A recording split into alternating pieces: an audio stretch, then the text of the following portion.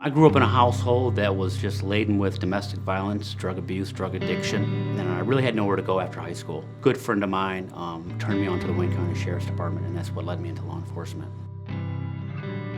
I was doing what I wanted to do, and education wasn't a priority. As I get later in my career and I start interviewing for new positions, I started looking at applications and other jobs, I saw the mandatory minimums, right? Bachelor's, preferred masters. Made a couple phone calls and they're like, your experience is just outstanding, but we can't even look at you or sit down with you if you don't have your bachelor's degree.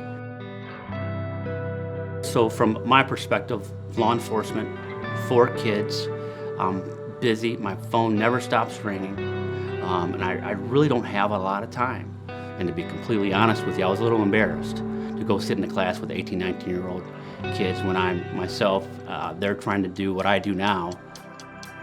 I believe it was Schoolcraft for Wayne County, and I was taking a criminal justice class.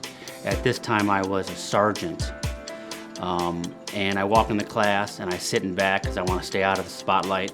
I don't even want anyone to know I'm a police officer because the students in this class are taking this class to hopefully go to the academy one day. So I sit in back of the class and a female student says, "Are you the teacher? We've seen this before, teachers come in and sit in back and then walk up to the front and introduce themselves." And I pretty much said, "No, absolutely not, I'm not the teacher." But at that point I realized I don't think I'm gonna finish my degrees and what have you because I can't continue to do this. I didn't even get my associate's degree until 3 years ago, just wrapping that up with a different college.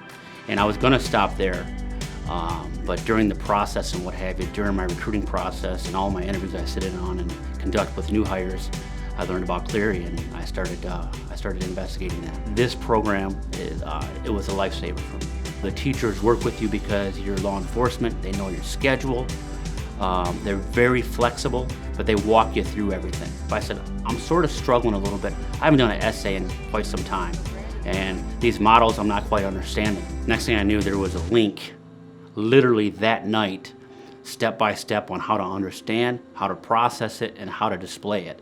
And it was awesome. Depending on your years of service, they comp you credits. When I first started going back to school, I was a sergeant, and I'm taking Criminal Justice 101. And this is very basic. I mean, shouldn't even be in this class, to be completely honest with you. And they understand that. They understand with your experience, and they want to know, what's your experience in law enforcement? Have you been part of your detective bureau? Have you been part of your negotiating team, your SWAT team, administration? And they comp you to the credits that they believe cover that course. And I don't know too many colleges who do that. When Cleary first approached the department, we had a lot of naysayers. It's too good to be true. And I think a lot of people sat back and wanted to see how the first class went through. The first entire class went through the process, and now there is 11 people from this police department who can vouch for the program, and now there's a majority of others who are signing up and what have you, even at their own cost. Cleary has changed the way I think about the educational process. They make the process easy. They want you to succeed as much as you want to succeed. And they open doors for you later in your career that you will never think that they could have opened for you. The education, the degrees, the relationships that you're going to make is priceless.